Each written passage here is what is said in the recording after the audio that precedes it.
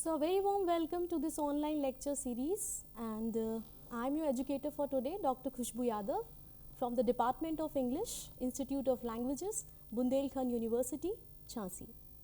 So, today we are going to start a wonderful lecture on one of the prominent writers of the modern era, W.B. Yeats.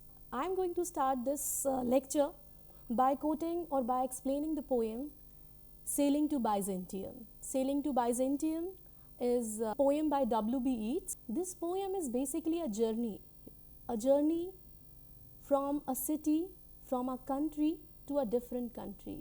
How the poet, how the Yeats distance himself from the country where he used to live to the country where he want to go. So this entire journey, this entire sailing is captured in this beautiful piece of poetry, Sailing to Byzantium. So let's talk about the writer first. I'll show you the picture of W.B. Yeats. You can see two pictures on your screen, right? The right one is the younger Yeats, and the left one is the W.B. Yeats in his old days, in his days when he was in 60s. And interestingly, he has written this poem when he was in his 60s, around 60 or 61. So it becomes important to understand about his biography and about the kind of things happened to him in his lifespan to understand this piece. So let us understand a little bit about Yeats' biographical facts. So first of all, as you all know, W.B. Yeats is an Irish poet. He is a great dramatician and he's a writer and one of the prominent figures of 20th century. Why prominent? Because he was involved in so many literary activities of the 20th century. And as you can see, he was one of the influential figures of Irish literary revival. He was also the co-founder of Abbey Theatre, and he boosted the Irish theatre very much. Yeats became the first Irish to be awarded a Nobel Prize in Literature in 1923. So this is one of the most, you can say, accomplished thing any Irish would have ever achieved. He had several romantic relationships in his life, most famously with Maud Gonne, who served as an inspiration for several of his famous works. In Easter 16, you can see, and many of his poems. Yeats, along with Ernest Ray, founded the Rhymers Club in 1819. As I said, he was a prominent literary figure. So he was almost included in all the activities happening in that lifespan, whether it's about the formation of club, it's about formation of theatre, or any other activity. His name will be there. He was a part and parcel of all the literary activities happening in that society. So the most popular and successful poetry collection by Yeats is The Tower, and the poem which we are going to discuss today is also a part of this publication, Sailing to Byzantium, though this poem is also a part of this publication, The Tower. So this poem was published in 1928. In 1928, W.B. Yeats is in his 60s. He was in his old age. The youth has almost gone, and he was suffering from all that thing which an ordinary old man suffers. You will see that in the poem. And if I talk about the poem, the structure of the poem, it comprises of 4 stanzas in octava rima. Each stanza consists of 8 lines of iambic pentameter. The poem deals with the journey to Byzantium as a metaphor for a spiritual journey. Okay, before I proceed further, let us talk about this journey. So, this man is taking a journey from his city, from the island to Byzantium. This place Byzantium is not any new place, is not any place which is already situated. It is an imaginary place. It's a utopia actually. Utopia, the perfect world where everybody is regarded, where it is a world which belongs to everyone. So it is a world which belongs to old age as well. So thereby this man, this poet, W.B. Yeats, want to take a journey from his homeland to Byzantium, a place where even an old person has a space, has a life. So I will read this stanza for you first of all, and then we'll come to line by line explanation, right? I hope you will enjoy the music which it has. that is no country for old man. The young in one another's arm, birds in the trees, those dying generations at their song, the salmon falls, the mackerel crowded seas, fish, flesh or foal, comment all summer long, whatever is begotten, born and dies, caught in that sensual music, all neglect, monuments of unaging intellect. So this entire stanza is a reason why he wants to leave the city, is a reason why he wants to leave his contemporary country. But my dear friends, that is no country for old men. The poem begins with this line. That means the poet has already taken a journey. He is no more in that city. He is no more in that country. So he has left that country. He is in a journey. And he is addressing his own country where he was residing as that. That is no country for old man. Now he is addressing that the country where I was residing, that is not a country for old man. Why? Why that country is not for old man? He is questioning, and then thereby he is answering, giving us some details. The young in one another's arm, because that country people celebrate the physical love. The young generation is all busy in themselves. You can also understand this by saying the young generation is selfish. They are self-obsessed. They have their merriment, they have their joys, they have their life, and they are busy in one another. Those dying generations at their song, the salmon falls, and I forget this, birds in the trees.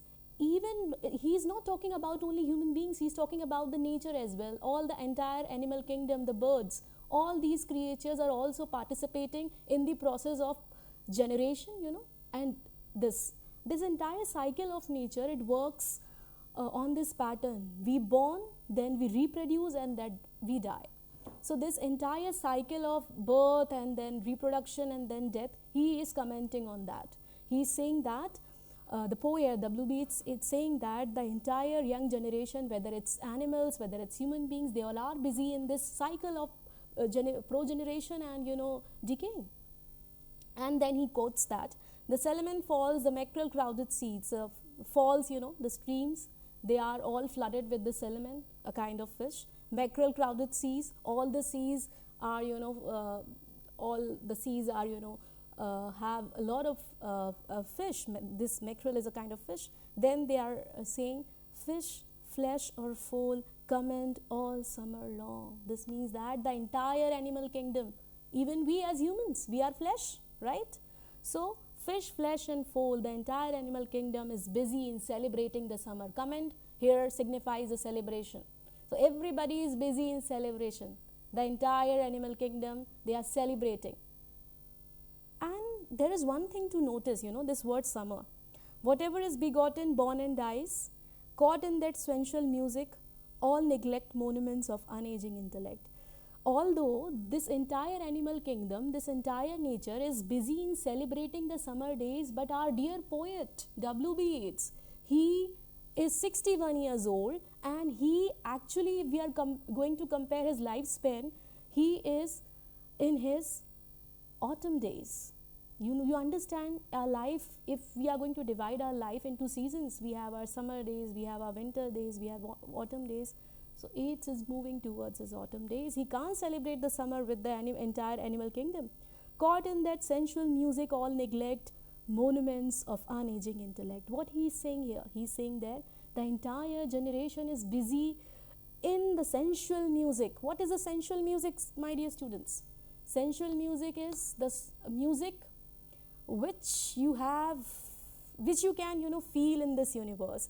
We have 5 senses, right? So when you enjoy this world by using these 5 senses, that is the sensual music of life, So this sensual music, whether it is about physical pleasure, it's about the pleasure of the worldly pleasure, any kind of pleasure is a part of sensual music. Monuments of unaging intellect. What does unaging intellect signifies here? So unaging here means anything which is timeless, anything which is an object of beauty. Okay, so anything which has passed the time, which is timeless, and it remained forever beautiful. So he is saying that the entire kingdom, which is busy in procreation and decaying is not bothered about the unaging intellectualism. Okay, so this unaging intellectualism is not limited to the monuments, if you will quote it literally, that the monuments which are there, they are unaging intellects. No, it is referring here to anything which has passed the time and which is there for us as the object of intellectualism. So this was stanza number 1. I hope you have enjoyed. Now let's quickly move to stanza 2 and let's see what the poet is saying here. I will read this for you. An aged man is but a paltry thing, a tattered cord upon a stick, unless soul claps his hands and sing, and louder sing, for every tatter in its mortal dress, nor is there singing school, but studying monuments of its own magnificence. And therefore, I have sailed the seas and come to the holy city of Byzantium. So beautiful line again. Now he is comparing an old man, since he is also old, and he is comparing every old man with a paltry thing. Paltry thing here means a thing of nothingness, a thing which is not useful. A tattered cord upon a stick, you understand scarecrow, a picture you can see on the screen. This is a kind of scarecrow which people use. So this is a kind of thing which the poet imagines an old man is like. So a tattered cord upon a stick is a scarecrow we generally have in our fields, just to let the animals go off and get fearful with that. Now what he's saying next, soul claps its hands and sings, and louder sing, for every tatter in its mortal dress. Now suddenly he's talking about that soul is clapping. Why do we clap? When we are happy. So the poet is saying the soul clap its hands and sing, and louder sing. The soul is celebrating now. Why he is celebrating? Because in old age the soul is about to be liberated. After all, after old age we will die and we will be free from this mortal dress. This body is our mortal dress. We will be free from it. So it is a time for a soul to celebrate, because he is about to release from this mortal dress. Okay, so soul clap his hands, sing and louder sing, for every tatter in its mortal dress. So here the mortal dress signifies this body, this decaying body.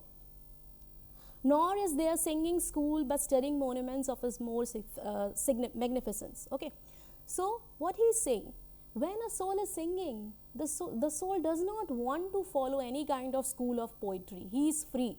The soul is free. It is free to sing its own music. Why?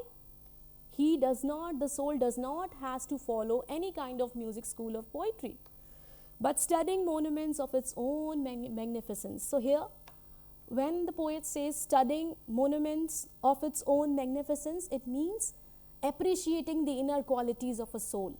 The poet is saying that the soul is not bounded to sing any of the poems, to sing any of the music that is directed or that is controlled by any school of poetry. Rather, the soul is free to celebrate, the soul is free to appreciate its inner qualities. And therefore I have sailed the seas and come to the holy city of Byzantium. And now in the first stanza, the poet was in a journey, and now he finally arrived to the city of Byzantium. He is declaring here, and therefore I have sailed the seas and come to the holy city of Byzantium. The poet is declaring, this is the reason that I have come here to the holy city of Byzantium. So with this we have completed our stanza number 2. Now let's quickly come to stanza number 3. It's again a very beautiful stanza. The journey, half of the journey is being done. The poet has arrived to the holy city of Byzantium. One more thing here I would like to quote to you. As I said, it is a very, very metaphorical in nature, this place Byzantium. It is not a literal journey that poet has taken a ship and now he has reached to the city of Byzantium. It is a very, very spiritual journey. The poet is thinking about the death. Arriving to the city of Byzantium signifies the death. Okay, Byzantium is a paradise. Byzantium is a heaven. Okay, so now I will read the lines for you.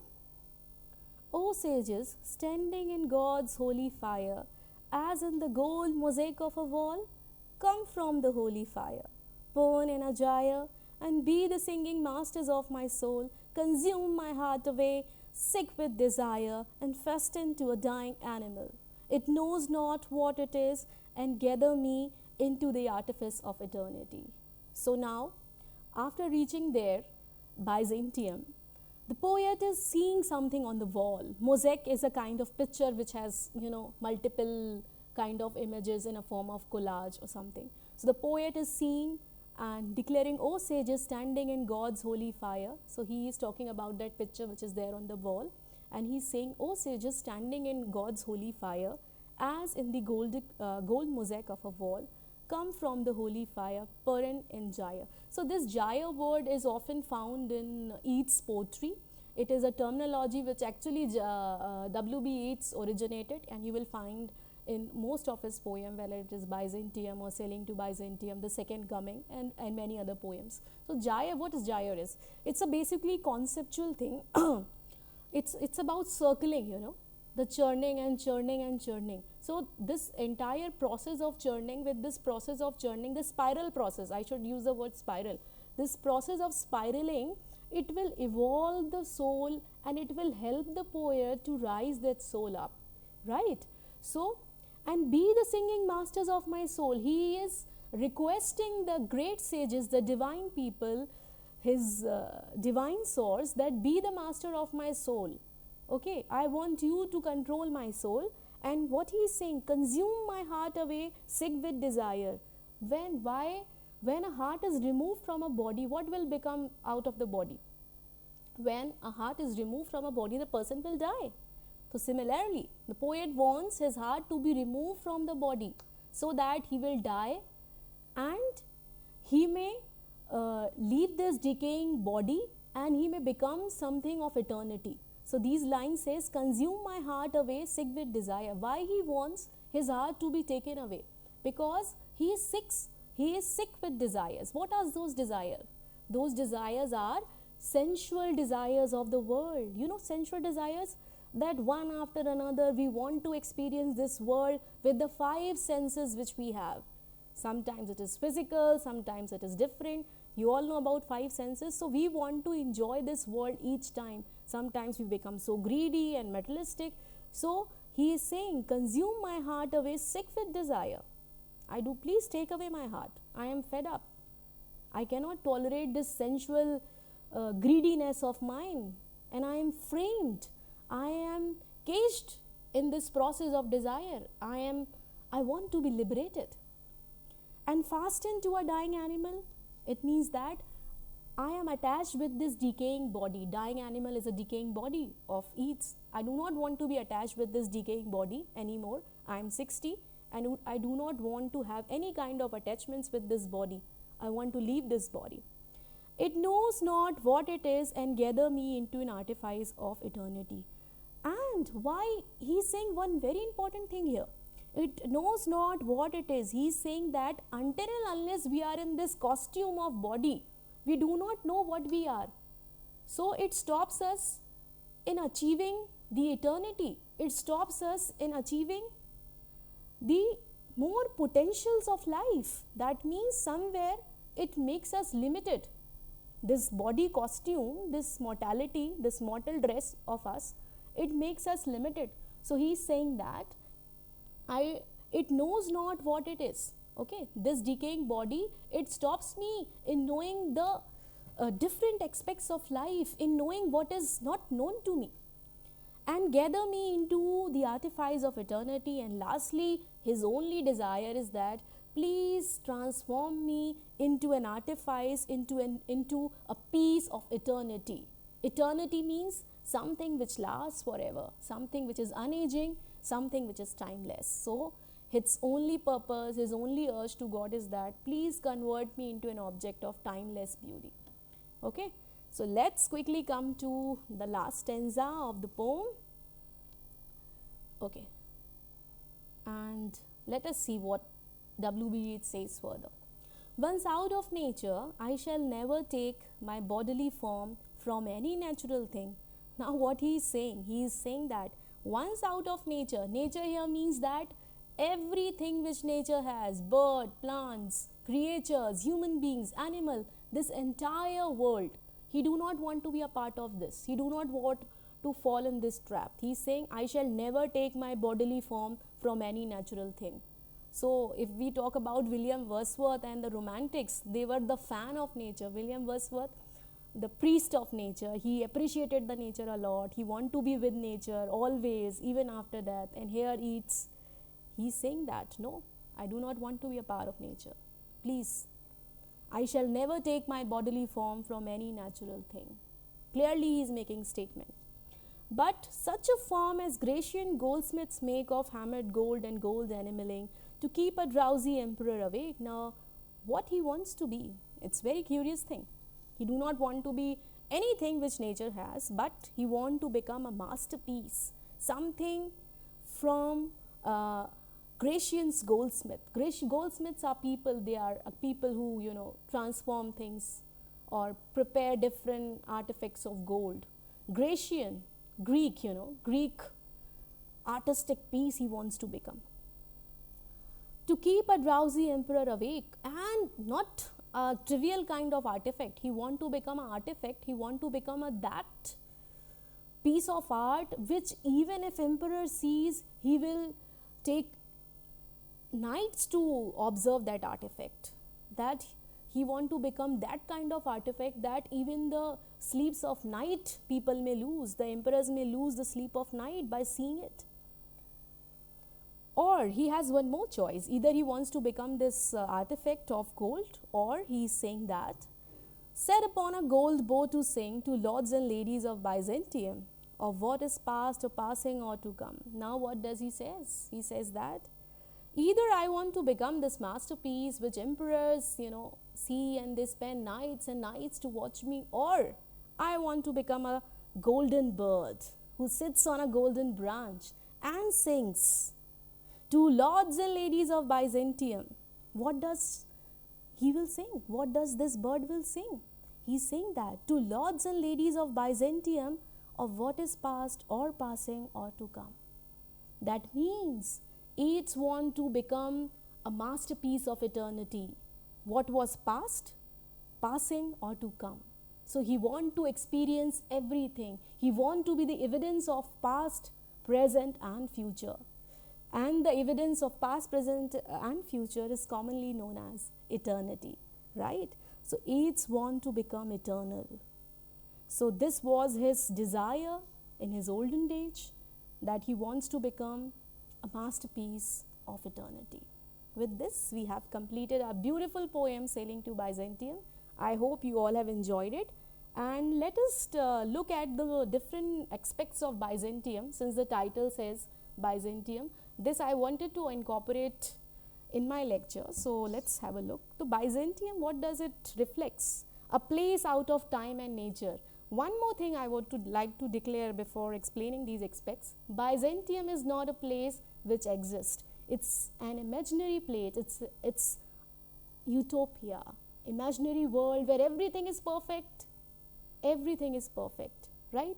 So a place out of time and nature, a world of art, of philosophy, a retreat from the process of aging and decaying. This is what the poem says, right?